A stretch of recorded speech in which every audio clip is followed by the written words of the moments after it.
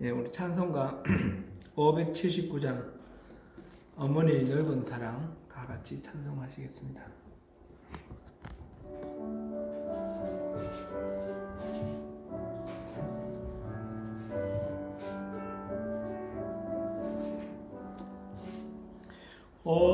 어머니의 넓은 사랑 귀하고도 귀하다. 그 사랑이 언제든지 나를 감싸줍니다. 내가 울 때 어머니는 주께 기도드리고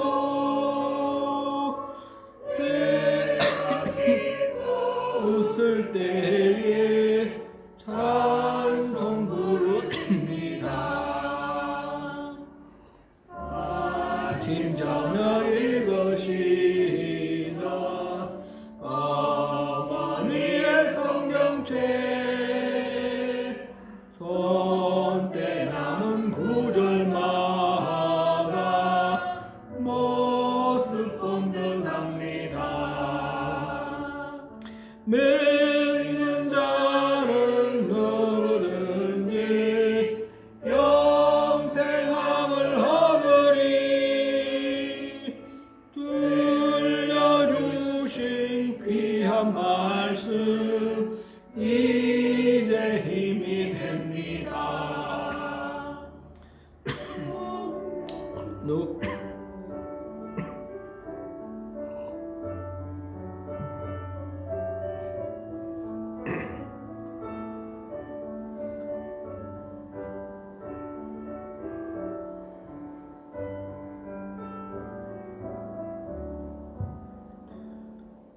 홀로 누워 괴로울 때 헤매다가 지칠 때 부르시는 찬송 소리 귀에 살아옵니다. 반석에서 샘물 나고 황무지에 꽃피니 예수님과 동행하면 두려울 것 없어라. 온유하고 겸손하며 올바르고 굳세게 어머니의 뜻 받들어 보람있게 살리라. 풍파 많은 세상에서 선한 싸움 싸우다 생명신에 흐르는 곳 길이 함께 살리라. 아멘. 계속해서 570장 찬송하겠습니다.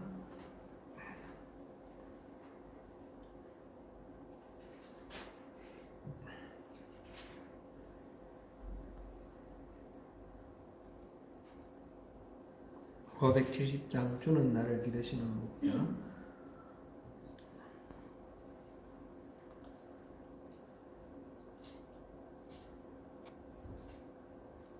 반주 나옵니까?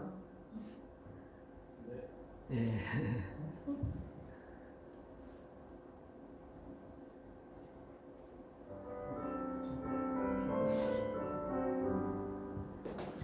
주는 나를 기르시는 목자요 나는 주님의 귀한 어린 양.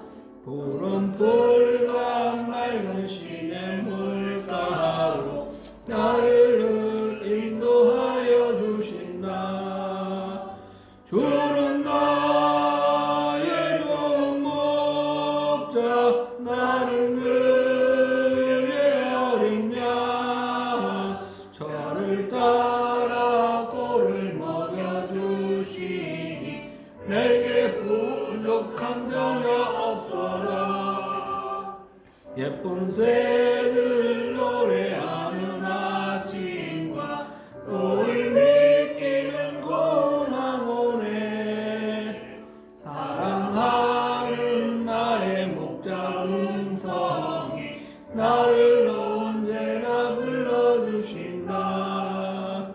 주는 나의 좋은 목자 나는 그의 어린 양 저를 따라 꼴을 먹여주시니 내게 부족함 전혀 없어라.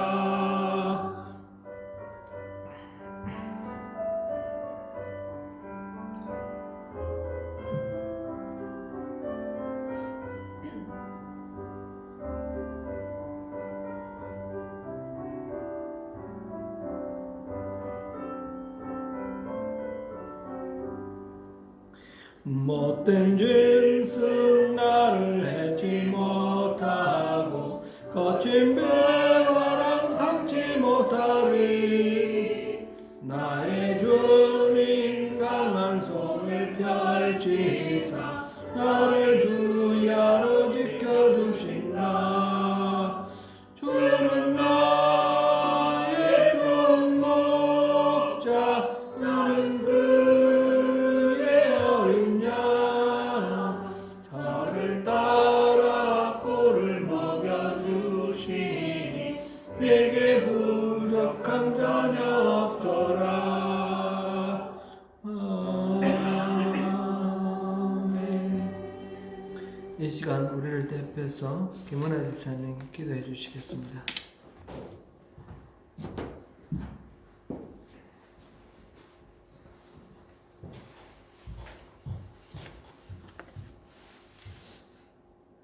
참 좋으신 하나님, 주님의 은혜로 예배의 자리에 있게 하시니 예배 자리에 있게 하시고 주님의 얼굴을 구하게 하시니 감사합니다.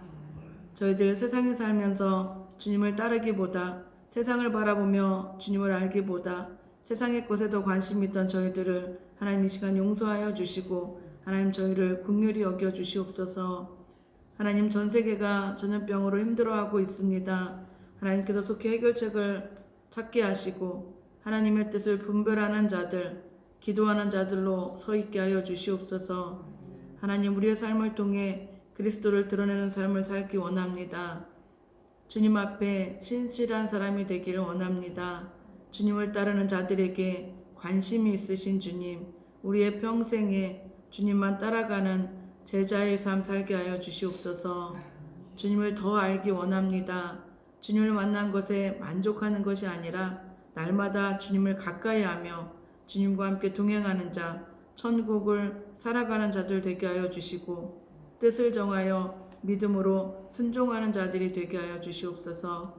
교회의 주인 되신 주님, 저희 교회가 하나님의 교회가 되게 하여 주셔서 영혼들이 살아나며 회복되며 치유되는 교회, 하나님의 마음을 시원케 하는 교회 되게 하여 주시옵소서.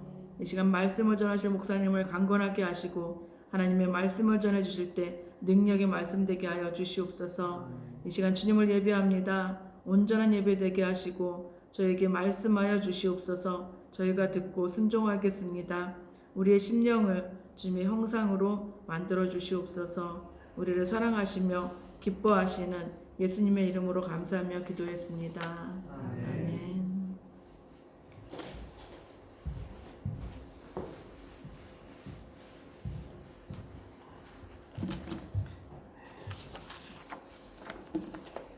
오늘 예배 참석하신 여러분 주님의 이름으로 환영합니다. 네. 오늘 우리 백원식 집사님 오늘 생신이더라고요. 우리 박수 한번 하시죠. 네. 축하드립니다. 여기서 뭐 케이크를 자르고 그러지는 못하고 박수로 때우겠습니다. 백 집사님도 환갑이시네요. 예, 아이고 특별하신 날인데 오늘 네, 진심으로 축하드립니다. 네. 광고상 다른 건 뭐 특별한 건 없습니다.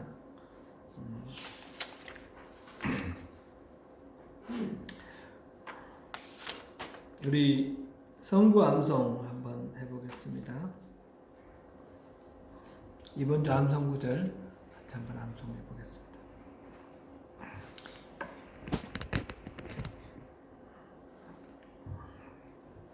네, 시작. 너는 강하고 담대하게 이 일을 행하라. 두려워하지 말며 놀라지 말라. 내가 여호와의 성전 공사의 모든 일을 마치기까지 여호와 하나님 나의 하나님 너와 함께 계시사 내게서 떠나지 아니하시고 너를 버리지 아니하시리라. 역대상 28장 20절 말씀. 아멘. 오늘 함께 나눌 말씀은 에베소서 6장 1절부터 4절까지 말씀입니다. 에베소서 6장 1절부터 4절까지 우리 함께 봉독하겠습니다. 시작. 자녀들아 주 안에서 너희 부모에게 순종하라. 이것이 옳으니라. 내 아버지와 어머니를 공경하라. 이것은 약속이 있는 첫 계명이니 이로써 내가 잘되고 땅에서 장수하리라. 또 아비들아 너희 자녀를 노엽게 하지 말고 오직 주의 교훈과 공기로 양육하라. 아멘. 우리 지금 옛사람을 벗어버리고 새 사람이 된 우리 그리스도인, 새로운 피조물이 된 우리 그리스도인들이 삶 속에서 어떻게 살아가야 되는지 실천의 문제를 살펴보고 있는데, 특별히 지난주부터는 관계의 문제에 대해서 우리 살펴보고 있습니다. 그리스도인들은 어떤 관계를 어떻게 맺어가야 하는가 하는 것입니다. 지난주 두 주 한 것은 아내와 남편, 부부간의 관계입니다. 부부간의 관계는 그 이전에 모든 인간관계를 꿰뚫는 전체적인 하나의 원칙이 있죠. 그게 이제 5장 21절 말씀. 그리스도를 경외함으로 피차 복종하라. 일방적인 게 아니라 피차 복종하라 하는 것이었습니다. 그 원칙에 따라서 그 다음에 아내들은 남편에게 복종하기를 교회가 그리스도에게 하듯 그렇게 복종하라 하는 것과, 남편은 그리스도가 교회를 위하여 자기를 내어주신 것처럼 목숨을 바쳐 아내를 사랑하라. 그것이 이제 남편이 복종해야 될 그런 내용이었습니다. 특별히 이제 남편과 아내 사이에서는 그리스도와 교회라는 그런 관계를 이렇게 설정해 놨기 때문에 이 남편의 어떤 자리가 굉장히 무겁고 엄중한 자리가 됩니다. 그래서 그 아내를 거룩한 존재로 이렇게 지키기 위해서 말씀으로 씻고 거룩하게 하라, 그렇게 했습니다. 그러니까 가정에서 믿음의 그 세대주는 남편이 되어야 된다. 그래서 말씀을 연구하고 말씀으로 아내를 잘 이렇게 또 깨끗하게 하고 이렇게 씻고 하는 이런 역할, 그런 좋은 세속적인 여성들은 주로 현실적이기 때문에, 남성들은 주로 이상적이지만 여성들은 주로 현실적이기 때문에 세속적인 문제에 많이 매입니다. 이건 이제 또 곁길로 가는 것 같기도 한데 잠깐만 말씀드려보면, 세상에 훌륭한 남자들이 여자 때문에 망하는 그런 사례가 너무너무 많이 있어요. 역사적으로 봤을 때, 그죠? 이제 그거는 여자가 그렇게 꼬였으니까 아담과 하와처럼 그렇게 여자의 책임이냐, 그게 아니라 그거를 잘 관리할 책임은 남자에게 있는 거예요. 남편에게 있는 거예요. 제가 중국 역사 공부를 했는데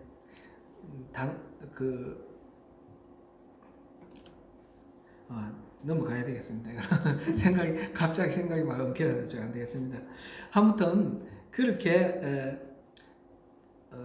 남편의 책임이 막중하다 하는 거, 그리고 영광된 교회의 모습으로 이렇게 만들기 위해서 남편이 그렇게 해야 된다 그랬고요. 그러니까 예수님이 신랑 되신 예수님께서 다시 오는 그날을 위해서 교회는 신부로서 준비를 해가지고 단장을 하고 청결하게 이렇게 신랑 맞이할 준비를 해야 되는데, 그러한 그 역할 속에서 남편이 아내를 그렇게 만들어가는 역할을 해야 된다는 거죠. 그게 우리 26절, 27절에서 우리 본 것입니다. 26절, 27절 우리 다시 한번 읽어볼까요? 시작. 이는 곧 물로 씻어 5장 26절, 27절입니다. 이는 곧 물로 씻어 말씀으로 깨끗하게 하사 거룩하게 하시고 자기 앞에 영광스러운 교회로 세우사 티나 주름 잡힌 것이나 이런 것들이 없이 거룩하고 흠이 없게 하려 하심이라. 이런 역할을 남편에게 맡겨줬어요. 그러니까 남편의 그 책무가 막중하다 하는 것을 우리가 여기서 한번 확인할 수 있고요. 그리고 교회와 그리스도가 머리고 교회가 몸인 것처럼 남편과 아내도 그런 관계라는 거죠. 그런 한 몸이 되었기 때문에 곧 남편이 아내를 사랑하기 위해서 자기 목숨을 바친다, 이 말은 일방적으로 희생하고 만다는 그런 뜻이 아니라 바로 자기 자신을 사랑하는 거다, 자기 자신을 살리는 거다, 그런 표현이 있었습니다. 그래서 우리 마지막으로 33절 우리 한번 읽어보겠습니다. 그러나 너희도 각각 자기의 아내 사랑하기를 자신같이 하고 아내도 자기 남편을 존경하라. 이런 것이 부부간의 관계의 모습입니다. 오늘은 부모와 자녀 사이의 관계에 대해서 살펴보겠습니다. 부모와 자녀는 어떻게 그리스도를 경외함으로 피차 복종하는 그런 관계를 맺을 수 있는가 하는 것입니다. 최근 뉴스에 보니까 가정폭력에 대한 얘기가 나와 있는데, 그 아동폭력의 가해자는 주로 아버지라고 해요. 주로 아버지들이 자녀들을 그렇게 언어폭력, 실질적인 피지컬한 폭력도 이렇게 행사하고 그래서 그런 경우들이 많다. 사실 폭력까지는 안 하더라도 우리가 이제 교회에서 그런 프로그램들 많이 하는데 내적 치유 이런 거 하면서 보면 그 사람들이 다 예외 없이 모든 사람들이 다 마음속에 상처가 있어요. 엮이는 가정 그러는데 그 주 원인이 전부 아버지예요.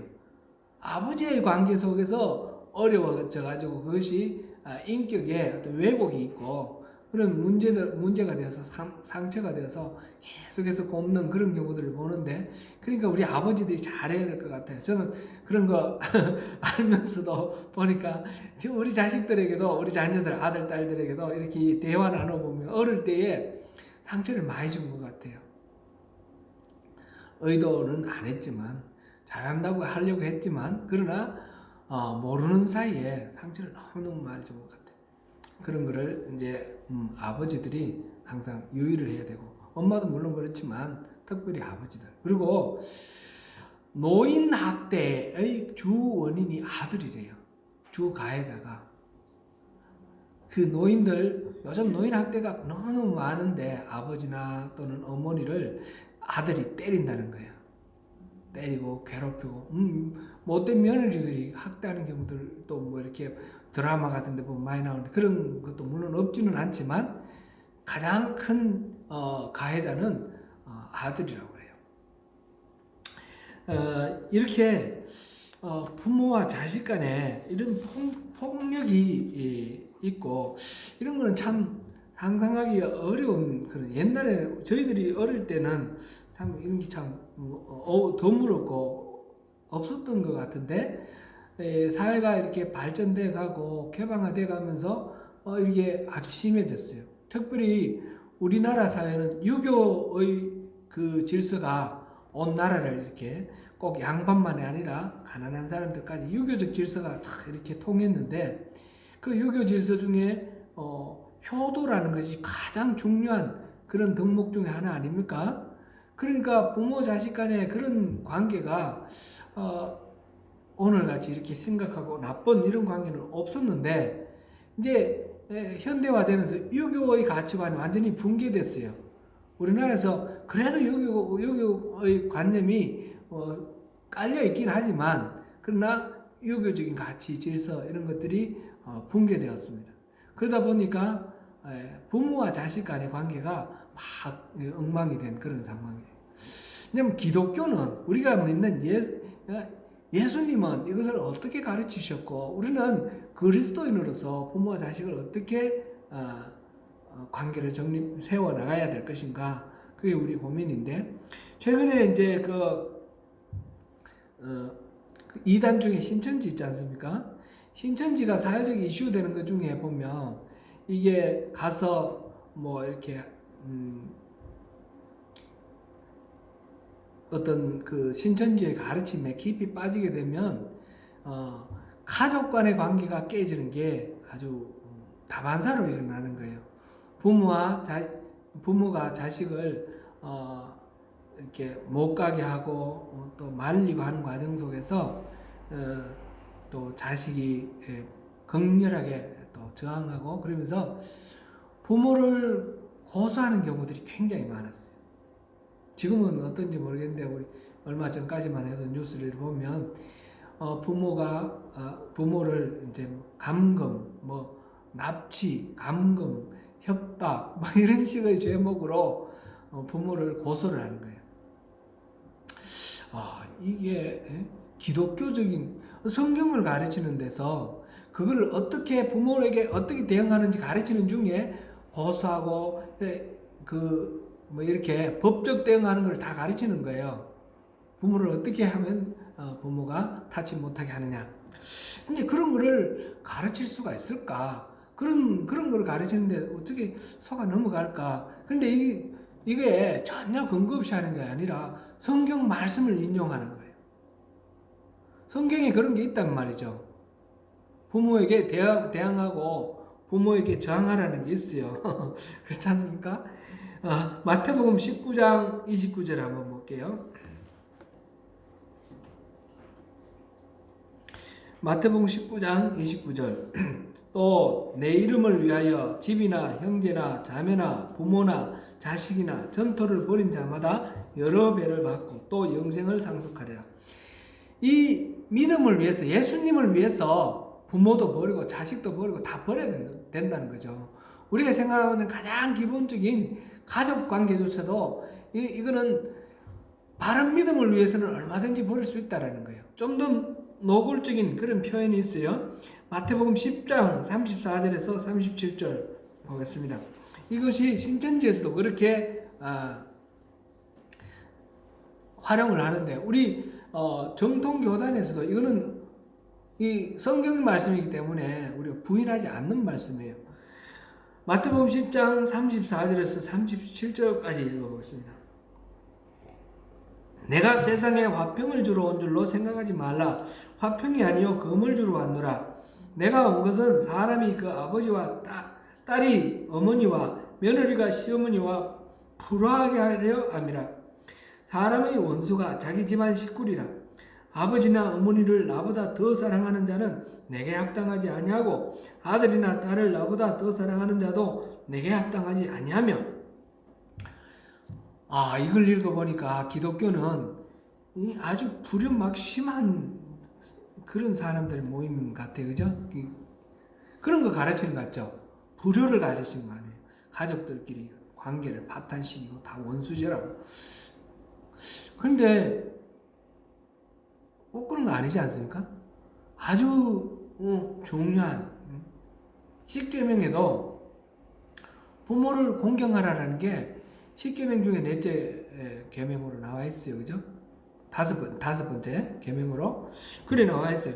하나님과 사람 사이의 관계가 1계명부터 4계명까지 있고, 그 다음 5계명부터 10계명까지는 사람들 간의 관계를 나타내는데, 그 관계 중에 첫 번째로 부모와 자식 간의 관계를 말하고 부모를 공경하라 그렇게 했어요.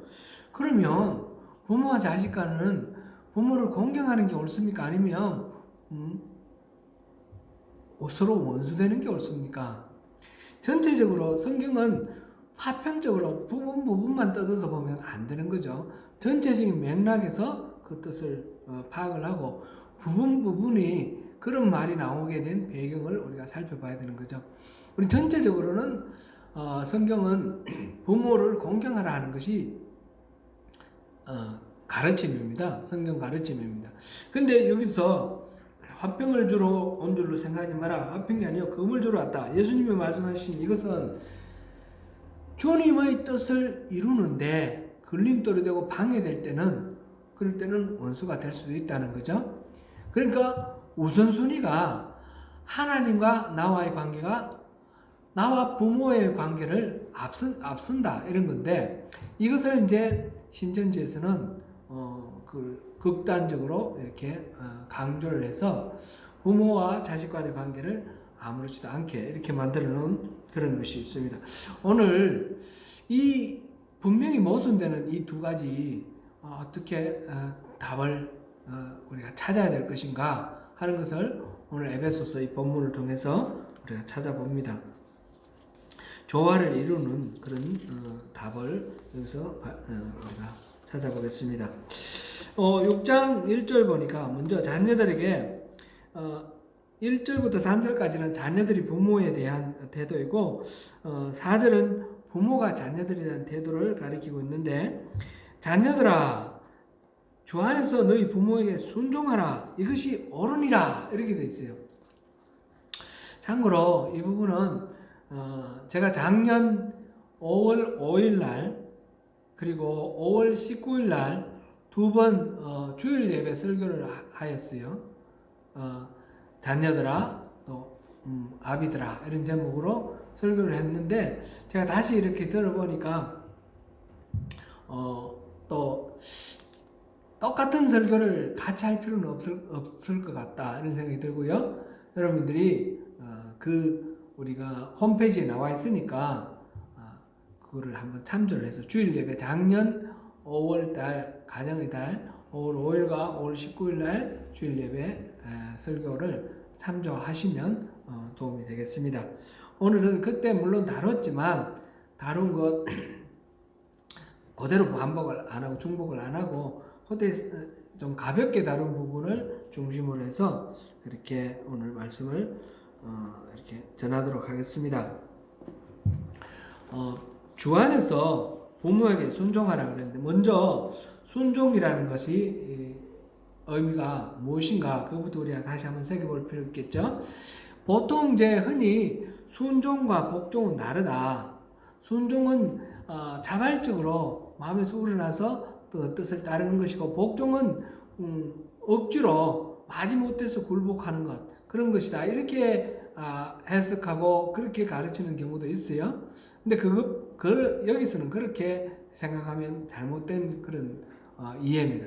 여기서 복종은 마음에 우러나서 복종하는 거예요. 순종도 마음에서 우러나서 이렇게 복종하는 거예요. 복종과 순종이 어느 것이 더 강도가 강하냐? 복종이 더 강한 것 같은데 영어 번역을 보니까 submit하고 obedient로 이렇게 돼 있어요. 순종이 obedient로 돼 있어요. 순종이 좀 더 강한 그런 표현이에요. 그러니까 이거는 굳이 구분할 필요가 없다라는 겁니다. 순종이나 복종이나 같은 것이고 지지난주에 복종에 대해서 우리가 뜻을 정의를 할 때에 상대의 인격을 존중하고 권위를 인정하면서 그 뜻을 따르는 것 그것이 복종이라 그랬습니다. 부모와 자식 간에 자식은 부모의 인격을 존중하고 그 권위를 인정하면서 부모의 뜻을 따르는 그런 순종을 하라라는 것입니다.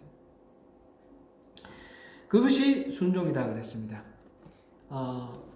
그런데 왜 그렇게 해야 됩니까? 그랬더니 그것이 옳으니라 그랬어요. 이유 따질 거 없고 그것이 옳다. 그 당연하다. 자연스럽고 당연한 거다. 그렇게 말해요. 이거는 옳다. 옳기 때문에 따르는 겁니다. 우리가 이제 흔히 우리 인생 속에서 어떤 원칙을 정하고 그 가치를 따르고 이렇게 할 때 크게 나누어서 두 가지 이유가 있어요. 하나는 옳기 때문에 따르는 거고, 하나는 그것이 유익하기 때문에 따르는 거예요. 옳다라는 거, 옳을 의자, 의롭기 때문에 따르느냐, 아니면 유익하다, 이롭다 할 때, 이익할 때 이자, 이롭기 때문에 따르느냐. 이롭기 때문에 따르는 경우도 있고 의롭기 때문에 따르는 것도 있는데, 이 두 가지 중에 어느 것이 우선순위가 더 가야 되고 비중이 더 가야 되느냐? 의롭기 때문에, 옳기 때문에 따르는 것이 마땅하다는 거죠. 우리 그렇게 우리가 한번 정리해 보면 좋겠습니다. 자녀가 부모에게 순종하는 것은 그건 하나님이 만들어 주신 질서이기 때문에 그것이 의롭다라는 것입니다. 그게 마땅하다는 것입니다. 근데 무조건 순종해야 하느냐, 그런 건 아닙니다. 여기서 주 안에서 순종하라 그랬어요. 부모가 완전하지 않기 때문에, 부모도 연약한 약점을 가진 그런 인간이기 때문에 잘못된 그런 인도와 가르침, 명령 이런 것들을 할 수가 있습니다. 그럴 때에 자녀는 주 안에서 주님 뜻에 합당한 경우에 그것을 따르라는 거죠. 앞서서 우리가 화평을 주러 온 것이 아니라 검을 주러 왔다 예수님이 말씀하신 그것도 부모와 자식 간의 그 관계가 마땅하지 않을 때, 하나님의 뜻과 일치하지 않을 때, 그럴 때는 화평이 아니라 검이 필요하다는 거죠. 관계가 깨어지는 것들이 필요하다는 것입니다. 하나님을 위해서, 하나님 뜻을 위해서 심지어는 부모와 자식 간의 관계조차도 희생할 그런 때가 있다라는 것을 예수님께서 말씀하신 것입니다. 그래서 주 안에서 부모에게 순종할 때는 조건이 있는 것이죠. 주 안에서라는 그런 조건입니다. 하나님의 뜻과 반대되는 말씀까지 무조건 따를 수는 없고, 부모의 권위는 하나님의 권위와 이렇게 맞설 수가 없는 것이다 하는 것이 여기에 있습니다. 첫 번째로는 여기 주 안에서 순종하라라는 그런 말씀이 나와 있고, 두 번째로는 내 아버지와 어머니를 공경하라. 이것은 약속 있는 첫 계명이다. 이렇게 되어 있습니다. 공경하라. 지금 순종하라는 말하고 좀 다르게 공경하라는 말이 나옵니다. 공경하는 것은 어떤 것이죠? 아주 마음속에 우러나오는 마음으로 존경하고 따르는 것. 영어로는 honor라는 말, 또는 respect, 존중하다, respect, 또는 esteem 이렇게 번역이 되어 있어요. 이 구절에 대해서. 왜 그렇습니까? 부모는 인간이 이 세상에 태어날 때 첫 번째 만나는 권위입니다. 부모와 자식 간의 이 관계는 탄생하는 순간부터 시작되는 최초의 권위입니다. 그 이후에 나타나는 모든 권위는 이 부모와 자식 간의 이 관계 속에서 부모에 대해서 이 권위를 인정하는 그것에서 비롯돼서 모든 것들이 가능합니다. 제가 이제 목회를 하면서 이렇게 느끼는 것이, 이제 목회자와 제가 이제 목회자니까 목회자와 관계가 굉장히 쉽게 풀리지 않고 굉장히 어려우신 분들이 이렇게 보면, 관찰을 해보면 아버지와의 관계가 어려운 경우들이 많더라고요. 뭐 일률적으로 다 그렇다고 볼 수는 없겠는데, 아버지의 관계에서 어려운 분들이 목회자의 관계가 어렵더라 이런 걸 보고, 또 그런 경우에는 다른 어떤 권위와의 관계도 상당히 어렵다라는 것을 많이 봅니다. 예를 들면 직장에서 상사와의 관계에서도 어렵고, 이런 사례들을 봅니다. 곧 부모와 자식 간의 이 관계에서 부모의 권위가 온전하게 순복할 수 있는 그런 권위가 아니고 어그러진 권위일 때, 부모의 권위가 잘못 활용된 그런 권위일 때 그 상처를 입은 그런 자녀는 모든 형태의 권위에 대해서 상처를 갖고 있는 거예요. 상처를 이렇게 앓고 있는 그런 것을 이렇게 봤습니다. 그래서 부모와 자식 간의 이 관계는, 이 권위는 최초의 권위이기 때문에 여기에서 잘 훈련되고 잘 양육될 때에 인간이 이 세상 속에서 살아가는 많은 부딪히는 권위를 또 잘 이렇게 대할 수 있고, 순종해야 될 때 순종하고, 이렇게 극복해야 될 때 극복할 수 있는 그런 관계다라는 것을 볼 수 있습니다. 그래서 부모를 공경하라 라는 것이 나와 있습니다. 이것이 이제 첫째 되는 약속이 있는 첫째 계명이다. 이 말은 10계명 중에 약속이 있는 첫 번째 계명이다, 그런 건 아니에요. 그건 자세히 보면 두 번째 계명, 우상에 대한 그 계명을 말씀하실 때에 이 하나님의 말씀을 순종하면 은총을 받고, 순종하지 못하면 징계를 받는 그런 약속이 있어요. 그렇기 때문에 이거 자체가 뭐 10계명 중 첫 번째 약속이 있다 이렇게 말할 수도 없는 것이고, 첫째 되는 계명이다 그러면 둘째, 셋째 되는 계명이 있느냐? 그 이후에는 또 약속이 있는 계명이 없어요. 그러니까 이거를 10계명 중에 이것이 첫 번째로 나오는 약속 있는 계명 중에 첫 번째로 나오는 거구나, 이렇게 이해를 하면 이거는 이제 온전한 이해가 되지 못한다는 거죠. 그럼 어떻게 이해해야 됩니까? 그건 참 여러 가지로 난점이 있기는 있지만, 첫째 되는이라는 말을 가장 소중한, 이렇게 이해를 하면 좋을 것 같아요. 하나님과 인간과의 관계를 나타내는 4가지 계명, 그리고 5번째부터 마지막 10번째까지 인간 사이에 이루어지는 관계, 6개의 계명이 있는데, 가장 소중한 계명, 가장 중요한 계명이 바로 이것이고, 이 계명에는 이런 보너스가 있다, 이런 약속이 있다, 이렇게 이해를 하면 오히려 이 말씀을 더 정확하게 바르게 이해하는 것이다, 이렇게 생각됩니다. 그래서 그 보너스는 조금 이따가 하고요. 우선 여기서 이제 볼 거는 순종하는 것은 무조건적인 순종이 아니고 뭐죠? 조건이 있죠. 뭡니까? 순종하는 것은 주 안에서 순종하라 그랬지 않습니까? 주님 뜻에 비추어서 순종하라 그랬습니다. 부모에게 순종할 때 조건이 있습니다. 순종은 조건이 있습니다. 그런데 공경하는 것은 어떻습니까? 조건이 없습니다. 부모가 잘못해도 공경하는 것입니다. 부모가 하나님 뜻에 어그러져도 공경하라는 것입니다. 아까 이제 신천지 예를 들었는데, 신천지 거기서 가르침이 이 부분이 잘못되어 있는 것입니다. 부모에게 무조건 순종하라는 건 아니지만, 그렇다고 해서 부모를 고소를 하고 부모를 이렇게 이렇게 감옥에 가게 만들고 이러면은 자기가 가지고 있는 어떤 믿음을 지키기 위해서 부모를 그렇게 해도 좋으냐? 그건 아니에요. 부모에 대해서는, 부모를 공경하는 것은 무조건적인 겁니다. 마태복음 15장 4절 우리 한번 보겠습니다. 마태복음 15장 4절.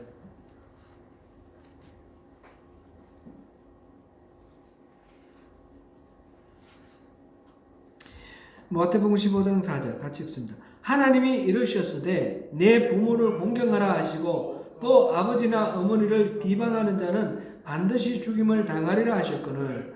아멘. 이 공경하는 것 반대되는 게 지금 비방이라는 말로 나와 있는데, 반드시 죽임을 당한다고 했습니다. 부모를 공경하는 것은 조건이 없습니다. 그러니까 하나님이 이 무조건 공경하라. 설사 못 배우고 설사 못나고, 그래서 보잘것없고 내가 생각할 때 그렇게 옳은 소리 하시는 거 알고 틀린 소리 많이 하시고, 때로는 부모 중에 우리가 앞서도 상처 주는 경우도 많다고 그랬지 않습니까?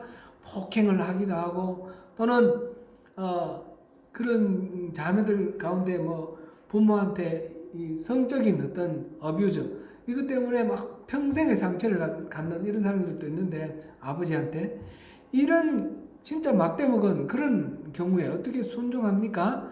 그러나 그런 못돼 먹은 부모라도 부모는 부모라는 겁니다. 물론 이게 참 쉬운 얘기는 아니에요.